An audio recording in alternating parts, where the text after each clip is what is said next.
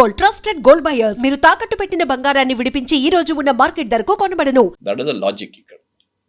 So ఇది రెండు మాట్లాడారు. అంటే ఫస్ట్ యుద్ధానికి ఎందుకు వెళ్ళాం, రెజీమ్ చేంజ్ కాదు. రెండవది యురేనియం అక్కడ లేదు. ఇంకా మేము మొత్తం దాన్ని ధ్వంసం చేసాం. ఎక్కడో it is very deep under ground. Even Iranians cannot access it అన్నారు. కానీ మీరే అన్నారు కదా, ఈ వార్ మొదలయ్యే ముందు ఇరానియన్స్ దీన్ని మళ్ళీ ప్యూరిఫై చేసుకున్నారు. ఆయనే అంటున్నారు చాలా లొకేషన్స్కి తీసుకెళ్లారు, ఒక లొకేషన్లో పెట్టుకోకుండా. ట్రంప్ ఏదో అంటున్నారు. అదే దాంట్లో నెక్స్ట్ సెంటెన్స్లో ఈ చేంజ్డ్ ఇట్ టోటల్. ఇక్కడ మీరు అంటున్నారు ఎక్కడో లోపల అది అయింది. దర్స్ ఓన్లీ యురేనియం డస్ట్. ఇప్పుడు ఈవెన్ యురేనియం వాళ్ళు కూడా ఎక్కడ ఉందని వెళ్ళి బయటకు తీయలేరు ఆ పరిస్థితిలో అని చెప్పిన తర్వాతనే నెక్స్ట్ సెంటెన్స్లో ఈ యురేనియంని వాళ్ళు ఎక్కడెక్కడో తీసుకెళ్లారు, చాలా చోట్ల తీసుకెళ్ళి పెట్టుకున్నారు. సో నాకు ఇప్పుడు యురేనియంతో సంబంధమే లేదు. సో ఫస్ట్ పాయింట్ యుద్ధానికి వెళ్ళింది రెజీమ్ చేంజ్. నాకు రెజీమ్ చేంజ్ అక్కర్లేదంటున్నారు. రెండవది యురేనియం అక్కర్లేదంట. మూడోది మాట్లాడుతూ ఆయన ఏమన్నారంటే అక్కడున్న missile capability, that is missile and drone capability, దీన్ని మేము మొత్తం ధ్వంసం చేసాం కంప్లీట్గా. మేము వాళ్ళ స్టీల్ ఫ్యాక్టరీస్ని కొట్టాం, మేము వాళ్ళ అల్యూమినియం ఫ్యాక్టరీస్ని కొట్టాం. నిన్న ఆఫ్టర్ ప్రెసిడెంట్ ట్రంప్ స్పీచ్ తర్వాత కొన్ని గంటల తర్వాతనే ఇరాన్లో ఉన్న తెహరాన్లో ఉన్న చాలా పాత 104-year-old పాస్టర్ ఇన్స్టిట్యూట్ ఒకటి ఉంది, మెడిసిన్ది. అక్కడ వ్యాక్సిన్ మ్యానుఫ్యాక్చరింగ్ చాలా జరుగుతుంది. ఆ వ్యాక్సిన్ మ్యానుఫ్యాక్చరింగ్ ఫెసిలిటీని నిన్న సాయంత్రం దాకా కొట్టేశారు యుఎస్. ఏం చేస్తారు అక్కడ అంట అర్థం కావట్లేదు. ఏం ఆర్మీ వాళ్ళ కోసం స్పెషల్ వ్యాక్సిన్స్ తయారు చేస్తారా, లేకుంటే నర్వ్ గ్యాస్ తయారు చేస్తున్నారు, ఏదైనా ఒక ఎక్స్క్యూజ్ వస్తుంది. 104 సంవత్సరాలు పాత ఉన్న ఒక ఫెసిలిటీని కొట్టడం ఏంటని అర్థం కాదు. It's war crime actual. Then he said Iran surrender కాకపోతే మేము ఇరాన్లో ఉన్న ప్రతి ఎలక్ట్రిసిటీ ప్లాంట్ని కొడతాం, అది కాకుండా వాళ్ళ మేజర్ ఇన్ఫ్రాస్ట్రక్చర్ ప్లాంట్ని కొట్టాం. చెప్పినట్లనే నిన్న రాత్రి ప్రెసిడెంట్ ట్రంప్ ఆయన ట్రూత్ సోషల్ మీద ఒక వీడియో రిలీజ్ చేశారు. అక్కడ ఒక బ్రిడ్జ్ మీద కొట్టారంట. మీకు స్టార్టింగ్లో చెప్పాను చూడండి, ఎస్టర్డే వాజ్ నవరోజ్. ఆ బ్రిడ్జ్ మీద చాలామంది వాళ్ళ కార్లలో చాలా చోట్లకి వెళ్తున్నారు. ఆ టైంలో బాంబ్ చేశారు దాన్ని. పార్సీస్ న్యూ ఇయర్ అదే దాంతో అక్కడ ఉన్న డబుల్ ట్యాప్ బాంబింగ్ జరిగింది. మీరు ఆ స్కూల్ ఇన్సిడెంట్ అదే జరిగింది ఫస్ట్ డేలో బాంబింగ్ జరిగినప్పుడు. ఆల్మోస్ట్ అప్పుడు 60+ 160 పిల్లలు చనిపోయారు. డబుల్ ట్యాప్ బాంబింగ్ ఏమవుతుందంటే ఫస్ట్ మీరు ఒక బాంబ్ వేస్తారు, ఏంగానే మొత్తం ధ్వంసం అవుతుంది. చాలామంది పరిగెత్తుకుంటూ వస్తారు, రెడ్ క్రాస్ వాళ్ళు వీళ్ళు, వాళ్ళ దాంట్లో రెడ్ క్రెసెంట్ అంటారు వాళ్ళు, అందరు పోలీసు వాళ్ళు అందరు వస్తారు. ఎవరైనా విక్టిమ్స్ ఉంటే వాళ్ళకి బయటికి తీయడానికి. అదే టైంలో ఒక ½ అన్ అవర్ తర్వాత వీళ్ళందరూ అక్కడ గ్యాదర్ అయినప్పుడు రెండో బాంబు వచ్చి కొడతారు. దాంతో రెస్క్యూ చేయడానికి వచ్చిన వాళ్ళు కూడా చనిపోతారు. నిన్న అదే జరిగింది. ఆలోచించండి, అక్కడున్న మనుషులు పాపం అందరు కార్లలో వాళ్ళు వీళ్ళు రివర్లో పడిపోయారు. చాలా వాళ్ళని తీయడానికి వచ్చిన వాళ్ళ మీద మళ్ళీ దాడి చేశారు.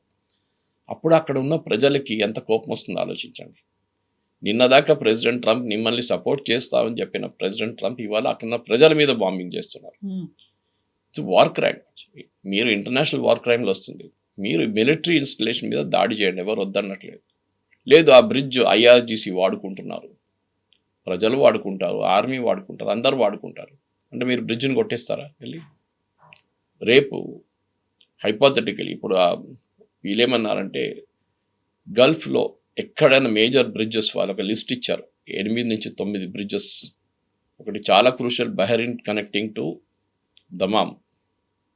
Okay, that is the bridge which has a link to go to Saudi Arabia Bahrain నుంచి. ఇప్పుడు కూడా బహ్రెయిన్ దాన్ని వాడుతున్నారు చాలా మటుకు, ఎందుకంటే గల్ఫ్ ఎయిర్ ఆపరేట్ చేయట్లేదు. ఆ రోజు బహుశా నా కూతురు గురించి చెప్పాను మీకు, అదే బ్రిడ్జ్ యూజ్ చేశారు వాళ్ళు. దట్ బ్రిడ్జ్ నౌ ఇరాన్ ఏమంటున్నారు, మేము దాన్ని బాంబ్ చేయబోతున్నాం అని చెప్తున్నారు. యుఏఈలో ఉన్న దుబాయ్ని కనెక్ట్ చేసే ఒక మేజర్ బ్రిడ్జ్ ఉంది, అబుదాబీని కనెక్ట్ చేసే, అది కూడా మేము కొడతా అంటున్నారు. అది బహుశా ఈరోజు జరగచ్చు. జరిగితే చూడండి, ఎవరికి నష్టం అండి? ఎవరికి నష్టం? ప్రజలకి. ఐదర్ అబుదాబీలో ఉన్న ప్రజలకు, లేకుంటే బహ్రెయిన్లో ఉన్న ప్రజలకు, ఇరాన్లో ప్రజలకు కూడా నష్టం జరిగింది. ప్రెసిడెంట్ ట్రంప్కి ఏం పోలేదు.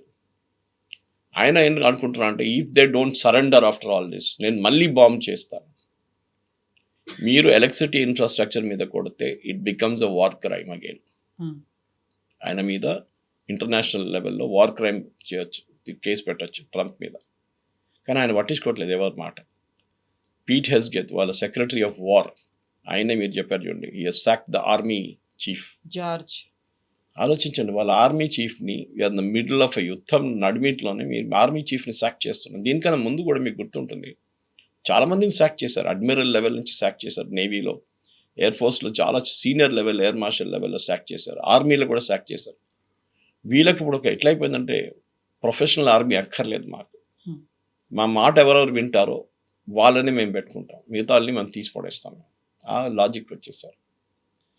అమెరికాలో కూడా ఇప్పుడు ప్రెసిడెంట్ ట్రంప్ వ్యతిరేకంగా చాలా మటుకు అక్కడ ప్రొటెస్ట్ నడుస్తుంది. మనం చూసాం, నో కింగ్ ప్రొటెస్ట్ జరిగింది ఒకటి.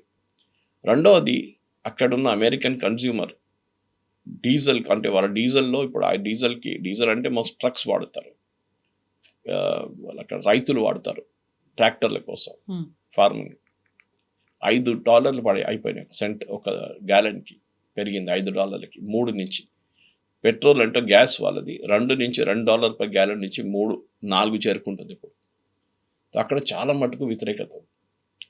ప్రెసిడెంట్ ట్రంప్ నిన్న ఒక లాజిక్ చెప్పారు, అది మొన్న కూడా రిపీట్ చేశారు ఆయన. దాన్ని వాళ్ళేం చెప్పారంటే, ఈ నేటో కంట్రీస్ ఉన్నారు కదా, వీళ్ళందరూ యూజ్లెస్ ఫెలోస్, నేను హెల్ప్ అడిగినప్పుడు నాకు హెల్ప్ చేయలేదు, సహాయం చేయమంటే చేయలేదు, వాళ్ళ ఎయిర్ ఫోర్స్ బేస్ వాడనియట్లేదు నన్ను, స్పెయిన్ కానీ ఇటలీ కానీ వీళ్ళందరూ, నాకు వాళ్ళతో సంబంధం లేదు ఇప్పటి నుంచి అన్నారు. ఇంకో మాట అన్నారు, మీకు కావాలంటే స్ట్రెయిట్ ఆఫ్ హార్ముజ్ నాకు అక్కర్లేదు, అదంతా మీ వైపు వస్తున్న ఆయిల్ అక్కడి నుంచి వస్తుంది, మీరు కావాలంటే వెళ్ళి మీరే దాన్ని టేక్ ఓవర్ చేసుకోండి అన్నారు. ప్రెసిడెంట్ ట్రంప్ ఒక మాట మర్చిపోతున్నారు, 40% అమెరికాకు కావాల్సిన యూరియా ఫర్టిలైజర్ ఆ రూట్ నుంచి వస్తుంది, హీలియం ఖతార్ నుంచి వస్తుంది. మన దగ్గర కూడా ఎంఆర్ఐ ఏం చెప్తారు స్కాన్స్ మన హాస్పిటల్స్లో డిలే అవుతుంది. మా ఫ్రెండ్ ఒకరు మొన్న హాస్పిటల్కి వెళ్తే ఎక్విప్మెంట్ ప్రాబ్లం అని చెప్పి ఆయన పంపించారు. ఆయన వచ్చి నా దగ్గర అన్నారు, సురేష్ గారు ఇట్లా అది స్కాన్ కాలేదు, సో మీరు వచ్చేసేయండి స్టూడియో కన్నా. నేను చెప్పి ఎందుకు ఏమైందని అడిగితే, లేదు అది ఎక్విప్మెంట్ ప్రాబ్లం వచ్చింది. అప్పుడు చెప్పాను, ఒకసారి ఫోన్ చేసి అడగండి హీలియం గ్యాస్ ఉందా అని అడగమని. Helium is a very crucial compound, దాంట్లో సూపర్ మ్యాగ్నెట్స్ ఉంటుంది ఎంఆర్ఐలో, దాన్ని కూల్ చేయడానికి హీలియం యూజ్ చేస్తారు. ఆ హీలియం అనే గ్యాస్ చాలా మటుకు ప్రొడ్యూస్ చేస్తుంది ఖతార్. సో అన్ని ఫీల్డ్స్ లో కూడా ఇంపాక్ట్ అనేది Yes. కనిపిస్తుంది. ఇప్పుడు ఈ హెల్త్ సెక్టార్ కూడా వచ్చేసింది. నాట్ జస్ట్ హెల్త్గా ఒక్కటే కాదు కవిత గారు, మన చిప్స్ తయారు చేస్తారు, సూపర్ చిప్స్, అది దాంట్లో వాడతారు, సెమీ కండక్టర్స్లో హీలియం వాడతారు. ఇప్పుడు ఆలోచించండి ఇంపాక్ట్. మనం ఆయిల్ గురించి ఆలోచిస్తాం, ఆయిల్ మీరు ఎక్కడి నుంచి తెప్పించుకోవచ్చు. అర్జెంటీనా ఆఫర్ చేస్తున్నారు, ఇటు ఆఫ్రికా నుంచి ఆఫర్ చేస్తున్నారు, నైజీరియా ఆఫర్ చేస్తున్నారు భారతదేశానికి, చాలా దేశాలు ఇస్తారు ఆయిల్, మీకు ఆయిల్ ప్రాబ్లం ఉండదు.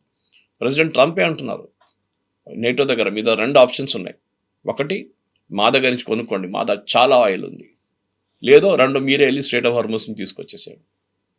ఈ చెప్పిన ట్రంపే, నేను ఒక లాజిక్ ఇస్తాను, అది నిన్న రాత్రి నేను కొంతమంది అడిగితే ఆన్సర్ ఇవ్వలేకపోయారు వాళ్ళు.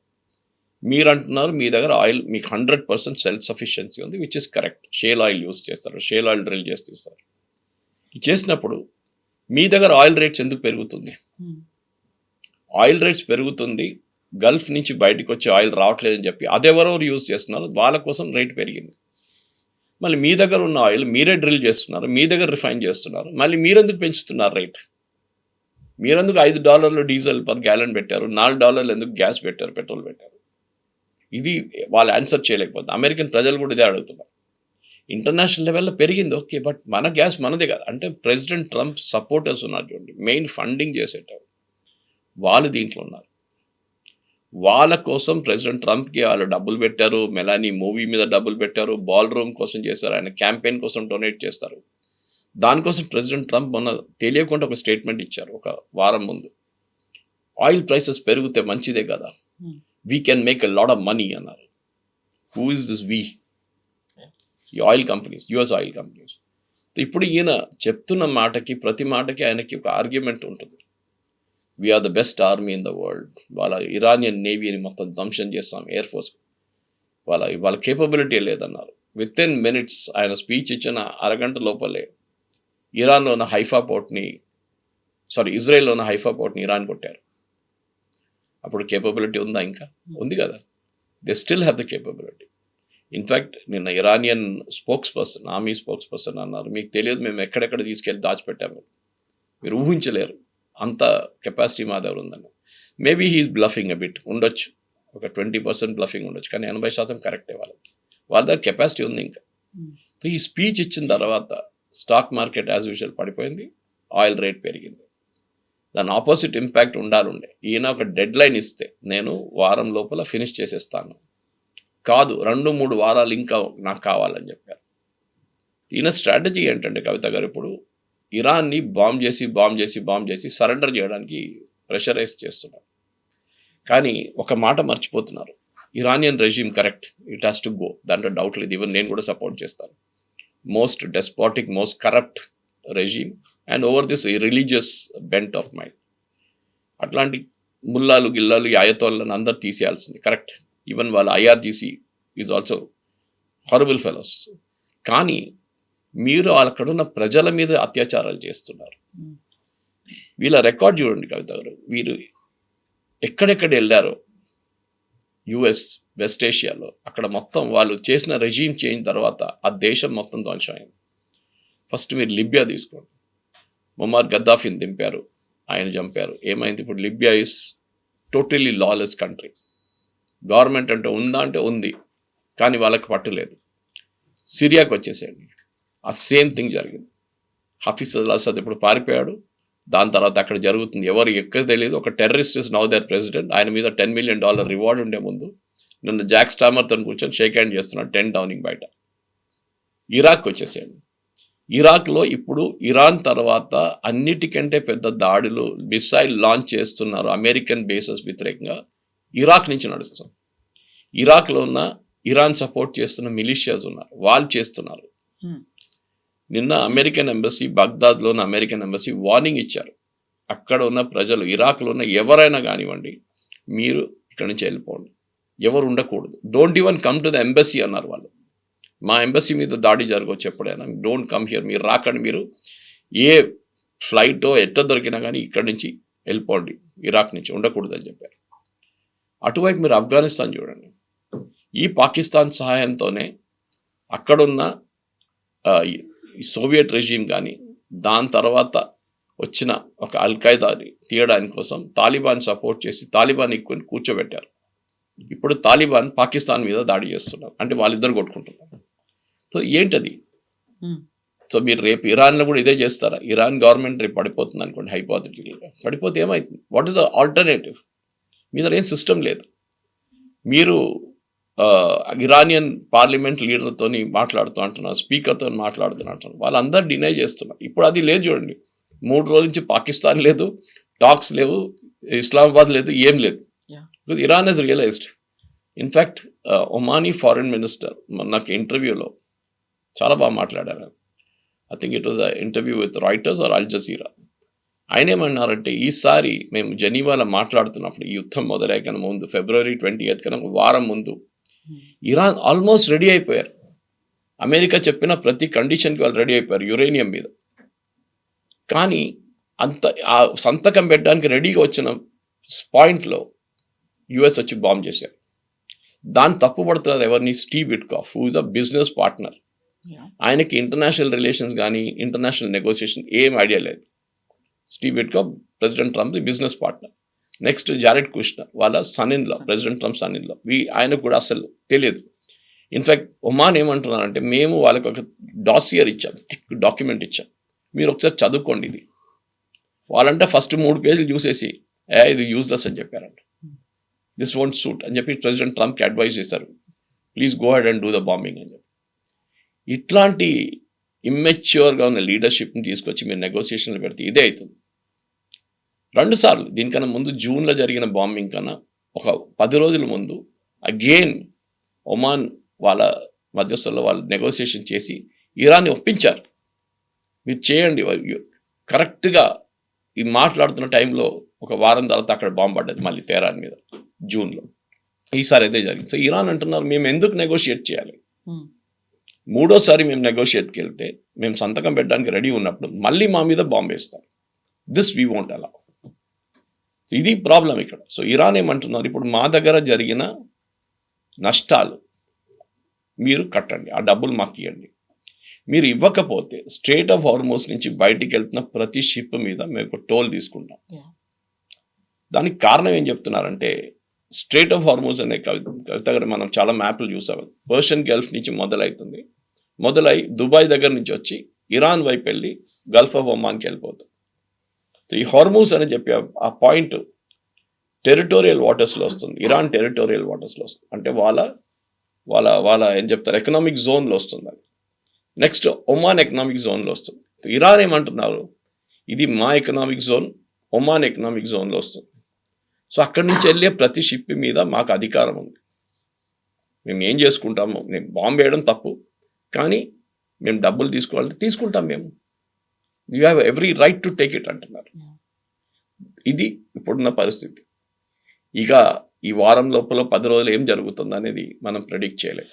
ఇప్పుడు మళ్ళీ హిస్టరీ దాకా వెళ్తున్నారు. నేను రాతి యుగానికి తీసుకెళ్తాను ఇరాన్ని, ఆ స్టోన్ ఏజ్కి తీసుకెళ్తాను అనేది. బట్ ఇరాన్ మాత్రం అంతే స్ట్రాంగ్ కౌంటర్ ఇస్తుంది. మీద ఆఫ్టర్ ఆల్ 250 years హిస్టరీ, మా 6000 years ఓల్డ్ హిస్టరీ ఉంది, ఒక ఏన్షియంట్ హిస్టరీ ఉంది. ఫస్ట్ దాన్ని తెలుసుకోండి అనేది. సో అప్పటి నుంచి వీళ్ళ మీద ఇంకెవరు అటాక్ చేయలేదు, ఎవరు కాంకర్ చేయలేదు. ప్రతిసారి కూడా ఇరాన్ అలాగే స్టాండింగ్ టాల్, స్ట్రాంగ్గా ఉంది. కరెక్ట్. ఈ హిస్టరీని తవ్వుకుంటూ వెళ్తూ ఉంటే ఎవరెంత బలము, ఎవరికెంత సూపర్ పవర్ ఉంది, ఎవరెంత ఆధిపత్యం చేసుకోవచ్చు అనేది చూస్తున్నారా? ప్రపంచ దేశాలకు అయ్యే ఇంపాక్ట్ గురించి ఆలోచించట్లేదా?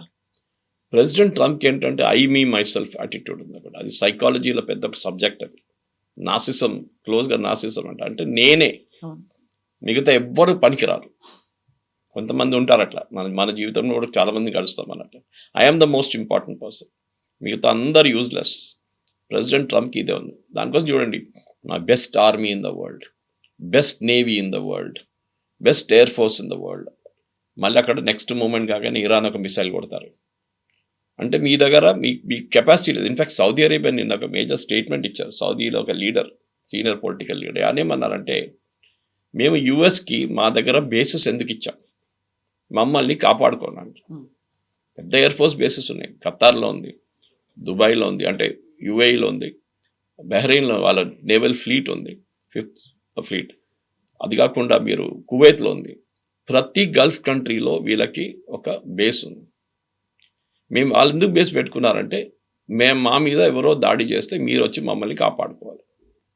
Now it is not possible.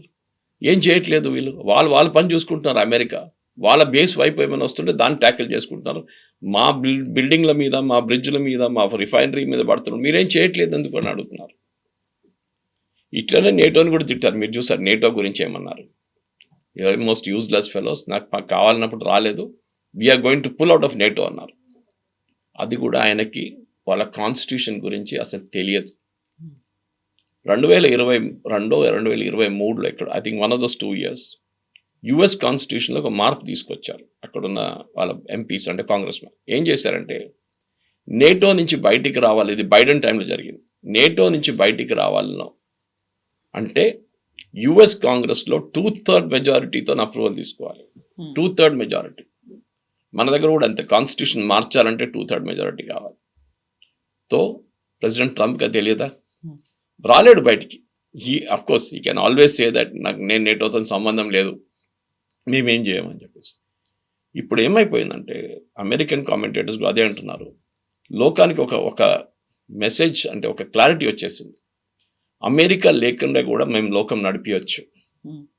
ముందు ఒక యాటిట్యూడ్ ఉంది, అమెరికా ఉంటేనే మనకి the world will go on అని. ఇప్పుడు కియర్ స్టార్మర్ కానీ, Italian prime minister, French president Macron, వీళ్ళు ఎవరైనా వీళ్ళకి తెలిసిపోయింది that without America we can survive. మీరు చూడండి, ఒక పర్సనల్ అటాక్ ఎప్పుడు చేయకూడదు. ప్రెసిడెంట్ ట్రంప్ మొన్న ఒక ప్రైవేట్ ఫంక్షన్లో మాట్లాడుతూ ప్రెసిడెంట్ మ్యాక్రాన్ వాళ్ళ వైఫ్ గురించి ఉన్న ఒక కామెంట్ చేశారు, విచ్ ఇస్ హైలీ అన్ఎథికల్. ఆవిడ కొట్టింది, ఈయన గాయాలతో బాధపడుతున్నాడు. మీరు వాళ్ళ నడిమిట్లో ఏమైనా ఉండొచ్చు. She said I జోకింగ్లీ did it. కొంతమంది చేస్తారు చూడండి, ఆయన కొట్ట, ఆ ఫోటో వచ్చింది, కొడుతున్నాడని ఈయన. మీరెందుకు రేపు మీరు మెలనీ నడిమిట్లో ఉన్న రిలేషన్షిప్ గురించి మాట్లాడితే చాలా స్టోరీస్ ఉన్నాయి దాంట్లో కూడా. అంటే ఇంటర్నేషనల్ లెవెల్ మీరు ఏదో గల్లీలో ఉన్న లీడర్ కాదు, you are president of United States of America. మీరు ఆ మెచ్యూరిటీ చూపించాలి. ప్రెసిడెంట్ ట్రంప్ వాళ్ళ మ్యాక్రాన్ వాళ్ళ ఫ్యామిలీ లైఫ్ని ఎందుకు పబ్లిక్లో గుంజుకొని తీసుకొస్తున్నారు? మనకు అందరు తెలిసిందే ప్రెసిడెంట్ ట్రంప్ ఎప్స్టీన్ ఫైల్స్లో ఏం జరిగింది అంత. దానికే ప్యామ్ బాండీని సాక్ చేశారు నిన్న. ఎందుకంటే షీ డింట్ డిఫెండ్ హిమ్ అంటున్నారు కాంగ్రెస్లో, యుఎస్ కాంగ్రెస్లో. అది కాదు, ఆమెనే చాలా మటుకు ఫైల్స్ ఆపిపెట్టింది. ఇప్పుడు ఆమెను సుప్పేనే చేసి పిలిపిస్తున్నారు టెస్టిఫై చేయమని చెప్పేసి. దాన్ని ఆపడానికి ఆమెతో రాజీనామా చేయించేశారు. అట్లీస్ట్ టెంపరీగా ప్రాబ్లం వెళ్ళిపోతుంది. ఈ ప్రెసిడెంట్ ట్రంప్ ప్రాబ్లం ఇది. ఆయనకి నేను ఒక జీవితంలో తప్పు చేశానని చెప్పడానికి ఆయన చేయడు. That's the greatest attitude, greatest ఒక credibility of a human being ఏంటంటే నాతోనే ఒక తప్పు అయింది, sorry, okay, I will correct it, let us move on. ఎవరైనా జీవితంలో అందరు తప్పులు చేస్తారు. వీఆర్ నాట్ గాడ్స్, మన దేవుళ్ళుగా మనం. ప్రైడ్ అండ్ ప్రెజుడిస్ అంటారు. సో ఆయనకి ఏంటో అర్థం కావట్లేదు. మీరు ఆలోచించండి, నేటోని తిడుతున్నారు, మ్యాక్రో అని చెప్తున్నారు, స్టామర్ని యూజ్లెస్ ఫెలో అన్నారు, స్పానిష్ ప్రైమ్ మినిస్టర్ ఇంకా తిట్టాడు. వాళ్ళు వాళ్ళ సొంతమైన ఏం చెప్తారు ప్రొటెక్షన్ చూసుకుంటున్నారు. ఇప్పుడు చూడండి, అమెరికన్ కంపెనీస్ మొత్తం ఒక లిస్ట్ తీశారు Iran.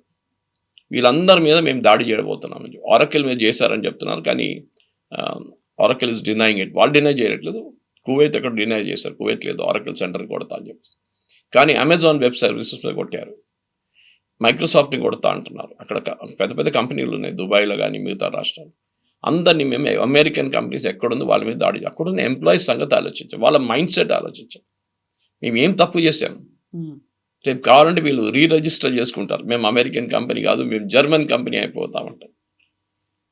He's dragging everybody into the ఏం చెప్తారు ఒక ప్రాబ్లమ్ని తీసుకొస్తున్నారు అందరినీ.